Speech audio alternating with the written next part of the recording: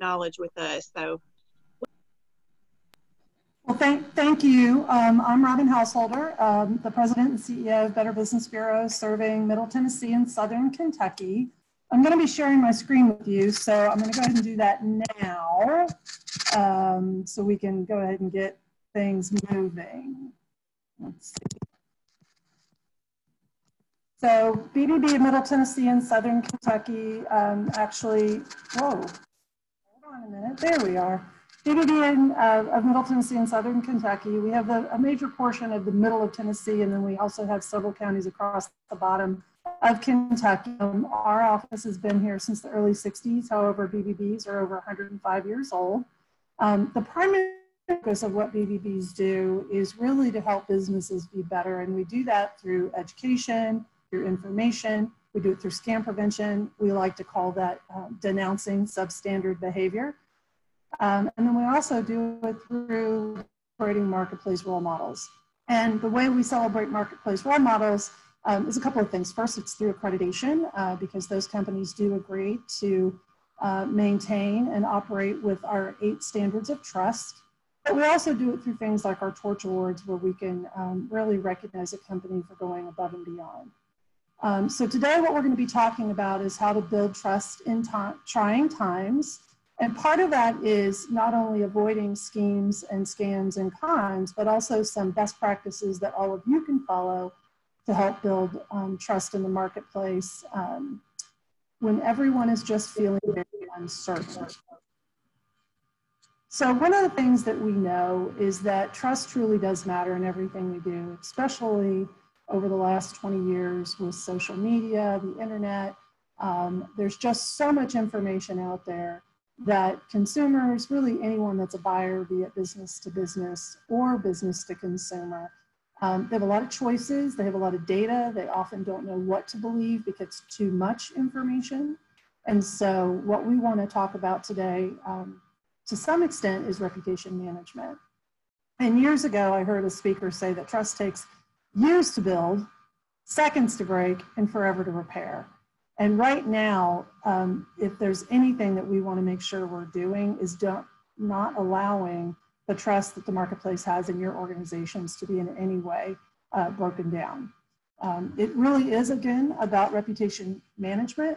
You're setting realistic timelines and expectations. This will go a long way. And when I start talking about scams, you're going to hear about how these con artists do exactly the opposite of everything that we recommend. Right now, many companies are going to try to overextend themselves to try to get back potentially some of their lost revenue. And we really highly recommend that you be very cautious about stretching yourself and your team beyond what's truly reasonable. Better to underpromise during these times than to ever overpromise and not be able to deliver, because that will haunt you for years to come. Complaints and negative reviews are at an all-time high. And so we're seeing a significant spike in the activity of negative activity, meaning that consumers that have never complained before are now posting negative reviews, submitting complaints to us. And a lot of it has to do with realistic expectations. So just quickly to go through the numbers, since COVID-19, we've seen a significant increase in related scams. They continue to rise more and more with a variety of variations, and most often at a much higher risk than we would have seen scams that attack companies in the past. Some individuals are reporting as much as a $3,000 loss with just one scam. Overall, we've seen about a 14% increase in scams reported to BBB, all of which, about the majority of those really truly being related to COVID. About a 58% of those people are in fact losing money. The top means of how our con artists are contacting people is through websites, is through social media, and is through email. And as we talk through this, I'm going to be sharing with you some information as it relates to how this potentially also impacts your employees that are working remotely from home. Through a study that we did back in mid-March, and we surveyed several hundred businesses across the US, the single greatest thing that businesses are challenging right now is the financial impact of what's going on. More than 70% of our business owners see not only a negative impact, but a large portion of them don't have the cash flow to survive beyond 60 days. So another reason for us to keep reputation management top of mind, because every customer is going to be an important customer, not that they weren't in the past, but we just are not in a position right now to lose an opportunity. Over half the business owners that we spoke to, as I said, did not have the cash to last past 60 days. And 36% of those say that they will likely have to reduce their staff. 30% are telling us that they'll have to change or adapt to the business model. And I know for ourselves here at BBB, boy, everything that we're doing right now is different than we did 60 days ago. And so I'm sure many of you have also made some significant changes to your business model. But what I would ask you to do when you're making those decisions is put them through sort of the trust filter and see, is this going to make a significant difference in how your customers perceive you? And in a lot of ways, you can actually improve us by different means of these adaptations, like these webinars, doing FaceTime conversations with consumers, sending folks to their homes so that they can see a product. One of the things that we've been really impressed with is the number of car dealerships that are willing to not only make virtual tours of their vehicles available, but also literally bringing them to you so that you can do those test drives and really know whether or not you want to make a transaction. There's a certain expense to that to the business, but I believe it'll definitely pay back in, are you guys seeing this crazy message right here? Oh, sorry about that. So go ahead. Was there a question? Okay. So one of the things I want to sort of the theme that we're going to take through this conversation is that transparency in everything that you're doing is key.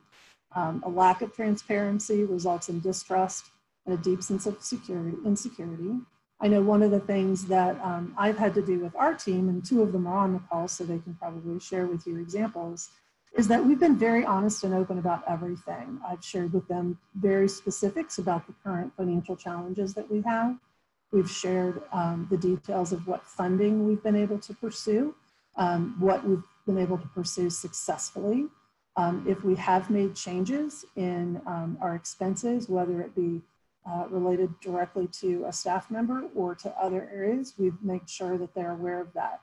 You know, there can be so much uncertainty right now, and so it's important for you and your staff to understand the decisions that you're making and the logic behind it to help them keep confident.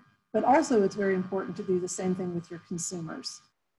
If you're doing business differently, if the timelines are different, if the product availability is different, it's really, really important right now to ensure that you are sharing that information with them so that they can feel confident, so that it helps them ask better questions and also allows you to set better expectations. And one of the reasons I bring this up is that an area that we're seeing a significant jump in complaints is advertising, and that promises are being made that can't be kept. Price gouging is at an all-time high. Actually, it's 279% higher than it was the day before the tornadoes that hit Middle Tennessee. And, you know, one of the things that the BBB has always tried to live by is a quote by Cicero that says, "All things must be laid bare for the buyer to make a wise decision." And so if you haven't adjusted any of your marketing efforts, you might want to take a few minutes and think through what other type of information can you provide to guide the consumer to your doorway. One of the things that we've also been really impressed with is the number of businesses that have made changes to their website about what they can and can't do right now if they're open, even giving FAQs, sort of leading the customer to some of the right questions that they should ask so that if they do decide to enter into this transaction, it can be done with a lot of confidence. You know, what we don't want to see folks do is fuel fears by setting false expectations, as well as making sure that there's clarity around your pricing and things like that. You'll see in the slide that areas that we're seeing the bulk of price gouging allocations coming from is online retailers, because clearly we don't want to leave our homes right now. And so we're relying very, very heavily on those online retailers to get the products that we need. Specifically the PPE products, we've seen some significant price gouging in. Now, one of the things I want to caution you on, because you all are also consumers, is that because of the supply and demand chain, it's not uncommon to see higher prices than normal, but what we don't want to see is double and triple and quadruple pricing. For example, there's so many distilleries across the country and definitely in our own service area that have switched from producing vodka or bourbon or scotch, and they're now making hand sanitizer. Well, they experienced a significant cost to do that by having to retrofit some of their equipment, purchase supplies that they've never purchased before. And so again, it's not uncommon to see those items sold at a little higher rate than normal. But what we don't want to see is, you know, a 2-ounce bottle of hand sanitizer sold for $75, which we actually did have a report on. Grocery stores, again, it's similar situation. You know, there are things that are in very high demand right now. Milk, eggs, meat products are all impacted by this situation. So you should expect to see a higher price. However, you know, again, a gallon of milk for $25 is absolutely inappropriate. Cable television providers is another category that we've seen a big influx in, plumbers, as well as used cars. And so again, this is where we're seeing the allegations. Hopefully none of you have fallen prey to that, but just take into consideration your own pricing model. And if in fact you are making adjustments, just be sure that they're reasonable and can be easily justified.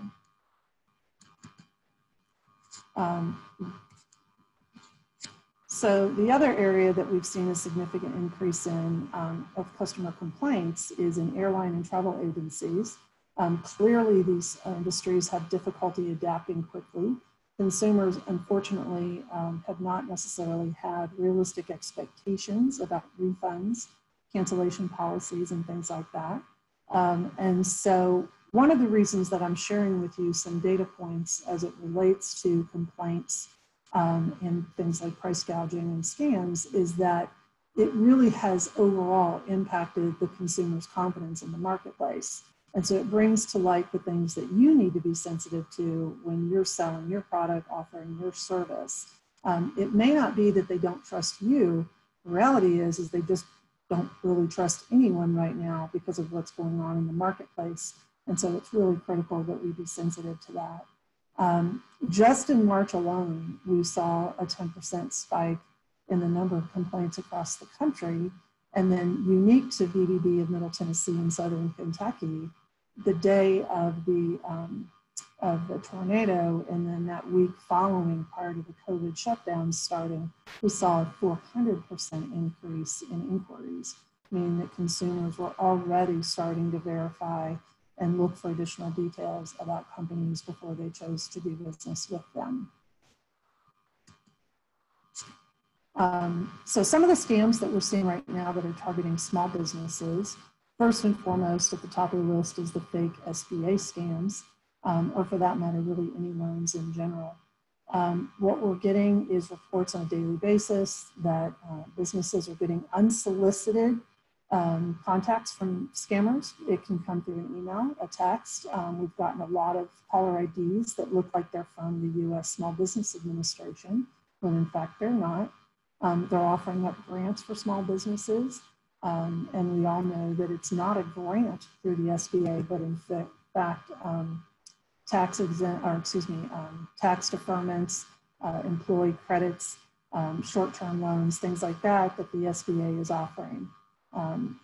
Through these connections of emails, texts, they're providing you links to apply quickly.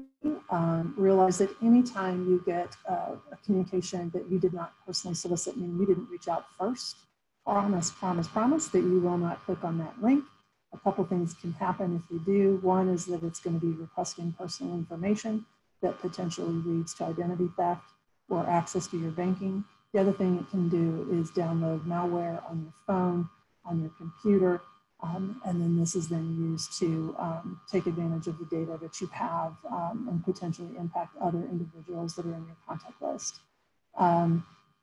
The other thing that's always a red target, a big red flag, is if there's a processing fee or some advanced fee that's offered to expedite these loans. Legitimate lenders will never charge you an advance fee, and also legitimate lenders will not offer to have you pay a processing fee to exceed the approval process.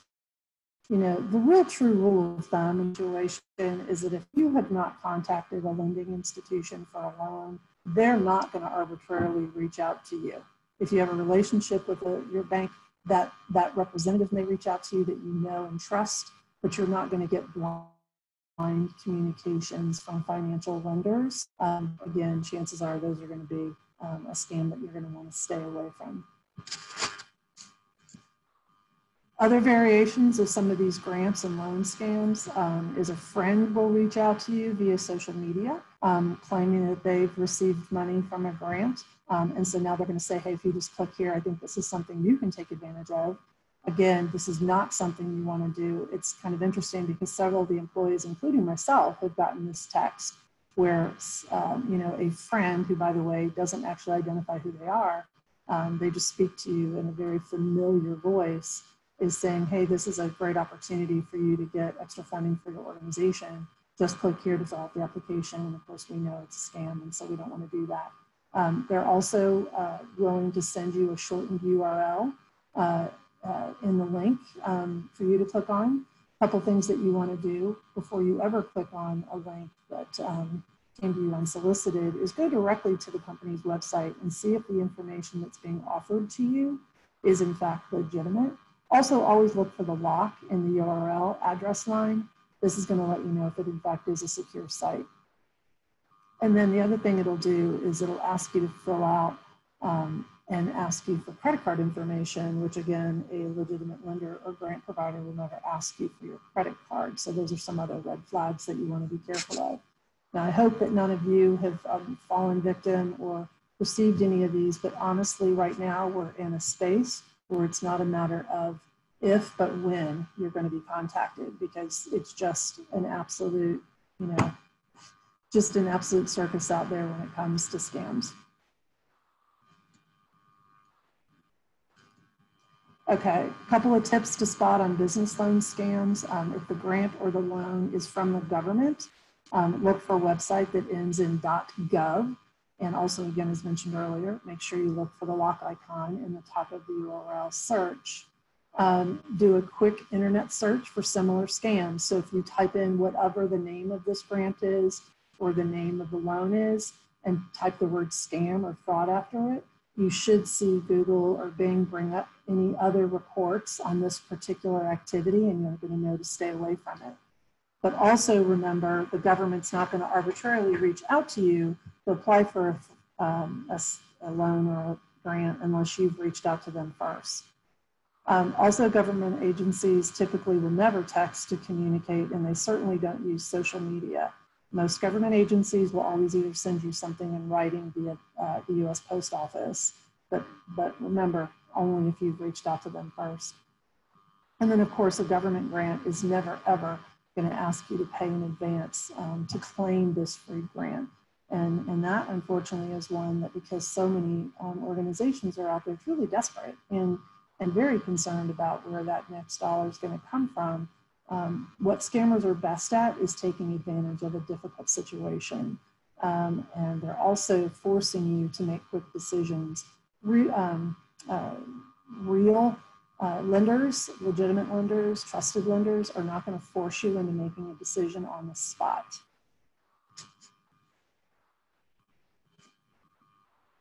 Now, I want to bring to your attention some of the things that are targeting your employees as well, because so many of your employees are working from home now. They're using potentially a company computer or even a company login to access a server or VPN. And so if they fall prey and click on a link or open up an email, it potentially also puts your company at risk. And so you really need to do a good job of continuing to communicate with them what to avoid. Some of the things that we're seeing is business email compromise. Be careful of any suspicious email relating to your work responsibilities, asking you to provide information. A while back, we deemed some of these emails, we called it the whaling scam, because more often than not, these emails will use a higher up name in your organization to bait the employee to potentially click the link or open the email. Again, they'll pretend that they're your boss, your supervisor, an executive that maybe you're not used to working with, but you know is on the company roster. And so again, just remind them that if they get anything that looks like it comes from a leader in your organization, to call their manager directly and ask questions. They will confirm the authenticity of the sender by making a phone or sending a separate email. Again, reach out to their manager, reach out to the owner and ask, is this something that's legitimate? Because again, everybody can be slightly intimidated by their boss, and so they're more apt to respond quickly to these kind of whaling scams. And what we need everybody to do during this time is really take a minute to think it through and do more research. Voice cloning software now makes it really, really easy to impersonate someone's voice. And so what we're seeing scammers do is impersonate the owner or the manager's voice in an email or a voicemail, excuse me. And so let your staff know to be on alert for these kinds of situations and stay away from anything that, again, they haven't checked out first. Is there any questions so far? I feel like I'm going a little quickly. Okay. Other scams targeting your employees are work from home scams. Again, these can put your own organization at risk. So if you have furloughed your teams or you've cut back hours, you know, they may be looking for ways to increase their incomes at this time. And so they're going to be victims of what appears to be easy opportunities. You're just simply more vulnerable right now based on the current situation in the market.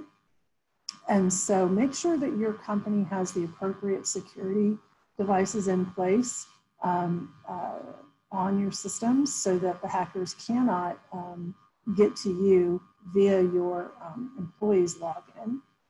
Make sure that you've got the appropriate firewalls, that you have security software. Remember, malware can easily be delivered in a COVID-themed email. We're seeing it happen time and time again. And of course, if you don't have a help desk type IT company to work with, you're welcome to come to bbb.org and just look for any accredited businesses. We have many of them and that are willing to assist you in this area. And actually, we have quite a few accredited businesses that are offering up their mentoring services at no charge to help smaller businesses with areas that they may not have expertise in. So just let one of us know if you feel like you need some assistance in this area, and we'll make sure to connect you with an established expert in whatever the topic is. Again, remind your employees to never click on a link of an email, even if it looks legitimate, without doing their research, asking someone else, Googling the information, and always, always be wary of anything that is urgent. Again, scammers are opportunists, and there's never been a larger opportunity for them to take advantage of us in these very, very uncertain times. And so they're going to use tricks to help convince you to, again, make a quick decision, to react quickly. They're going to make you believe that something has to happen now or it won't be available later. Again, all of these things are very, very big flags to be cautious of. But also the opposite of this is think through what you're doing. You know, are you offering specials to your customers? And if so, are you giving them the appropriate amount of time to think through that decision? If you are doing any kind of social media advertising, make sure that those links go back to a secure site. Again, the best way to do best business right now is to do the exact opposite of what we're seeing the con artists do in the marketplace. You know, again, Zig Ziglar, who many know is one of the top sales experts in the country say, if people like you, they'll listen to you, but if they trust you, they'll do business with you. And so if there's one thing that we want to make sure that we get across when we have these conversations, again, similar to what I said at the beginning, is put whatever decision you're making through a sieve that says, can they trust me at the end? You have to look at it from sort of the other side of the table. And if leaves any doubt about how this transaction will occur, your payment expectation, things like that, give some second thought, maybe ask an expert and adjust that accordingly to ensure that your consumers are comfortable and have no reason to doubt. Some of the additional riskiest scams that are currently happening, there's been an actual 9.3% increase over 2019 and a 9.1% from 2018 to 2019. Susceptible rates of folks that are 7.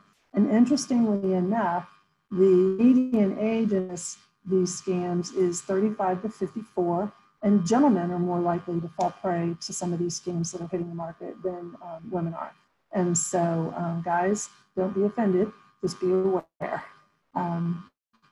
We see that these numbers will only increase with a larger number of people looking for employment or looking for other opportunities for funding over time. And mostly these things are always going to come through digital means. You're not going to get a phone call, at least you're rarely going to get a phone call, and you're definitely not going to get something via the mail. So this is just a general overview of what the scams are that we're seeing. We've talked about some of them. Again, phishing emails, lookalike websites, especially when you're buying retail products. You're looking for masks, you're looking for sanitizer, you're looking for disinfecting wipes. Again, if you're getting a link sent to you, if you're getting a pop-up ad, go directly to a website that you know and trust versus potentially clicking on something that looks like a great deal and really is only designed to take your credit card information. You know, one of the things we say is that Amazon is rarely going to send you a special for today only email. So go to Amazon's website and make sure if they do in fact have something on sale, but don't fall victim to these unsolicited communications.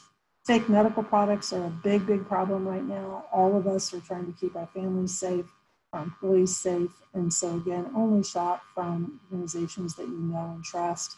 If you can, shop local for the product, because again, you know that that company is in our own community and doing the best they can to assist. And many of the promotional organizations out there, those that normally sell, you know, pins and things like that to promote your product, many of them have PPE products on hand. And so that's a great place to go and see. And again, you can always do a focus of shopping local. Any free offers and discounts by tasks are also a big flag right now, especially when it is related to high demand opportunities like masks, gloves, you know, cleaning products. Stay away from anything that's coming to you that just simply sounds too good to be true.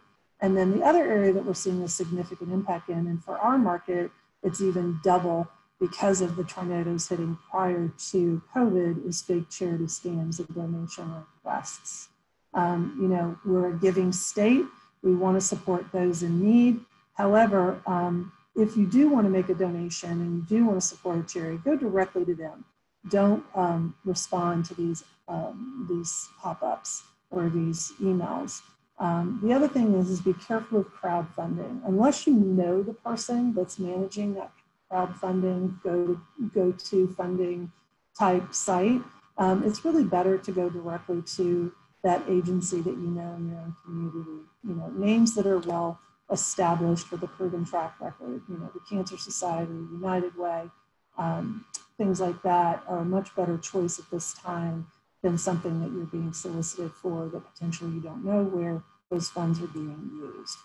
We have reports of professional fundraisers taking money over the phone, and more than 50% of what you're donating is going directly into that person's pocket as opposed to the charity that they allegedly are supporting. So you want to make sure that your donations are being used wisely. Again, go directly to the source, someone that you know, well. And again, be careful of crowdfunding right now because there's just no guarantee of how that money is getting to the specific need. The other thing that we've seen with some crowdfunding right now is pictures of, maybe a sick child, a destroyed home that quite frankly are being used in multiple places across the country. So another thing that you can do, whether it's a donation or a product, is do a reverse lookup of that picture and see, is it being used for any other marketing practices or sites? And if it is, it's something you want to stay away from. Phishing emails, we've talked about. Fake websites, again, the goal is to take your money. It's as simple as that. And so again, always look for that loss. And as I mentioned earlier, do business with companies that you know and that are potentially in your own area. Fake medical products, oh my goodness, they're everywhere. There is no quick cure for COVID. There is no vaccine for COVID. And so, pay attention to the news and what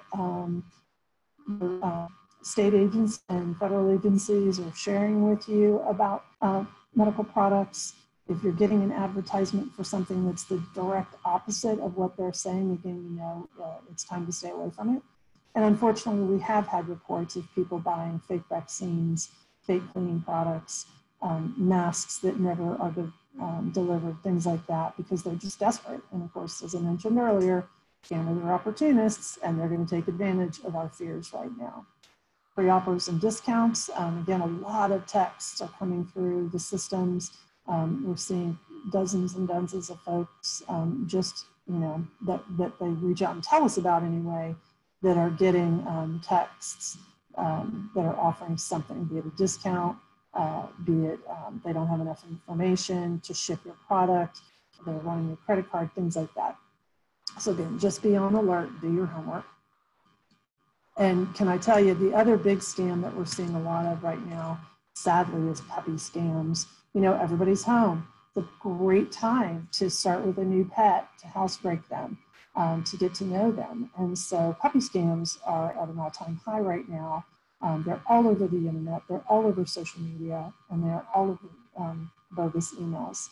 And so if you're looking to bring a new family member into your home, first and foremost, we like to say adopt, don't shop, but also do business with a breeder that's local, that you can actually physically go and see the conditions that these dogs are living in, or these cats, or whatever the animal is.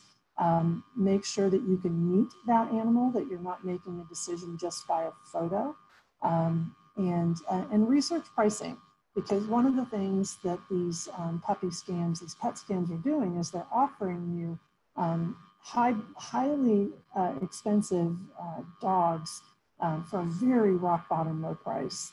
And the bottom line is you're never going to get the dog, and if you do, it could very easily be a very sick dog. So again, just do your homework, shop local, if you can, adopt, and stay away from any of these unsolicited websites. Or for that matter, if you are researching, again, make sure you're checking that URL to see that it's legitimate, because the bottom line is these scammers will pay a lot of money to ensure that their website is the first 2, 3, 4 things that you see in a Google search or a Bing search. And so you're more likely to click on those than potentially something that's legitimate. Again, we talked a lot about many of these things, how you prevent scams. Of course, again, type the name of the company, use the email address in a search, follow it with the word scam, and see if anything pops up. The other thing is go directly again to the source to make sure you can check it out. So if you're donating, go directly to the website of that organization and see if in fact they are accepting donations. BBB has an excellent resource called BBB Scam Tracker, and it's bbb.org/scam tracker. And it's a heat map of scams that are going on across the country, across the country. And so you literally can drill down and see where scams are happening and what types of scams are happening in each area of the country. It's a keyword search opportunity for you, so you can just plug in puppy scam or mask scam and see what's happening. And if you do by chance fall prey, or someone that you know falls prey to one of these concerns, please report it. because BBB is not the only one using this information. The Federal Trade Commission, local law enforcement agencies, the Attorney General are all using Scam Tracker to be aware of where these problems are happening so that they can better investigate and pursue the criminals. Follow BBB, follow the Federal Trade Commission. You can actually sign up at the Federal Trade Commission's website for updates on scams. And also local government agencies can provide you with great information, like the Tennessee Department of Consumer Affairs, which is a division of the Tennessee Attorney General's office. They have a lot of really great information on their website. Always do a gut check. Take a breath before you click on anything. If you're not confident, ask a friend, ask a neighbor, ask a fellow worker. Does this really make sense at this time? Is this price realistic? Do I really need to make this decision right now? That in itself is going to eliminate a large part of these issues. And then again, as I mentioned earlier, if this is the way the scammers are operating, it's the exact opposite of what you want to be doing with your customers. Give them time to research, give them information so that they can make those good decisions. Give them a little breathing room as well, because everybody is very cautious right now. Talk to someone. In a BBB study, we found that what separates most victims from non-victims is that they found somebody to talk to. They just reached out, again, to a family member, to a coworker, to their boss, and if that other person saw a red flag, that victim, or that non-victim really, was less likely to fall prey.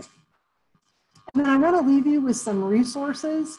And I will email this PowerPoint over to the chamber so they can distribute it. Again, we've got the Federal Trade Commission information on here.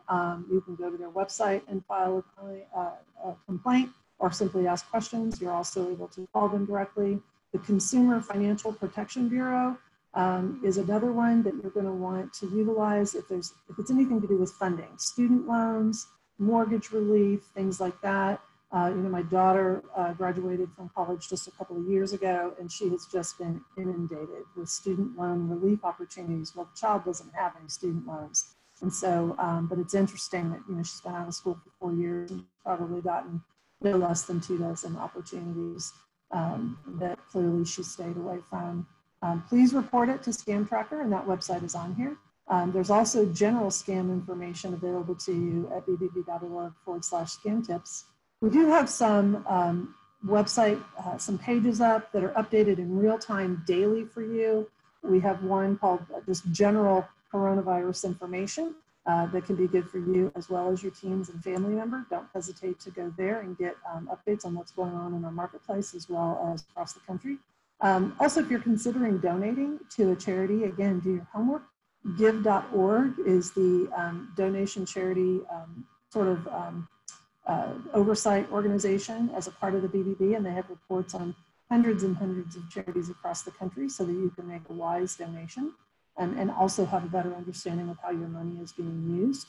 If you're interested in BBB accreditation, it is an application process. And I will tell you, as I mentioned earlier, our inquiries are up, just hundreds and hundreds of percentage points right now. It's kind of mind-blowing for all of us, where consumers are being more cautious about who they spend their money with, and they're going to want to verify that this organization is someone that they can trust. Well, the bottom line is we do a very thorough vetting process of all businesses so that we can allow that consumer to trust the information that they have. We don't report on any information unless it's verified, and it is updated on a regular basis. As a small business, it's important for you to know all of the resources that are available to you. And so you can go to bbb.org/small business. And this is also a great resource page that's specific to how you operate your organization, as well as tips, best practices, resources on products, everything that you could possibly need. And then there's also, again, a resource page specific to COVID that can be good not only for yourself, but also your employees. And again, the rest of this is pretty self-explanatory. I would ask one last thing, and that if you are seeing problem advertising out there, that you do report it to bbb.org/addtruth. This is where you can report price gouging and things like that. It's so important for all of us to kind of work together to put an end to some of the madness that's happening out there. And so, again, please report the information that you may see, whether it be AdTruth or the scam tracker that I mentioned earlier. And of course, you can always just visit our website, abb.org, to look up any information. You're welcome to call us. Our staff is working remotely. However, all of our phones are fully active and they are available 24/7. And so if you want to check something out or just leave us a message, we'll get back to you right away and help you out any way that we can. And I think I'm ending on time. So are there questions? Robin, I've got a question for you. As I'm sitting here thinking about the scammers, I'm glad that you, of course, gave us all the information on where to report that. But what generally happens from the time it's reported? From the, like, what's the process after that? Like, these people are You're breaking up just what a does little that look bit. like on the other end? Who handles this and helps to track these people down to make this stop at some You're point? talking about who report something to Scam Tracker or call us. So we actually have a full-time investigator here. She actually is a retired police detective and she loves hunting down the bad guys. She works very closely with a lot of local law enforcement agencies, as well as state agencies and federal agencies. And so as she works through the problem, if there's enough data to turn it over to a policing type organization, we'll do that. Also keep in mind, one of the best ways that we get information out is through the media. And so I actually had a company tell me the other day, oh my gosh, I'm sick of hearing your voice. And I think that was a compliment, but the point is that anytime we know something is happening, either myself or one of our regional managers are going to be connecting with media to do reports on the news, to do reports on radio, because again, part of shutting these folks down is just educating the marketplace on what to look for, what to avoid. And so, again, if there's an opportunity for an agency like the Attorney General or the Federal Trade Commission to step in, they will. We have a lot of examples in the Clarksville area of where Melanie has stayed on top of some particular bad eggs that work that market, that the police have then stepped in and arrested those individuals. So just keep the information coming to us and we will make sure the appropriate agency is involved to help shut it down. But you need to realize that a lot of these scams are coming from overseas. The number one place that puppy scams come from is Cameroon. And so we can trace almost all of them back to that particular country. So it makes it a little more difficult to shut it down. And so the best way to protect folks is to make them aware of what to stay away from. Okay. Did anybody else have any questions for Ms. Robin? I don't have any through the chat, so.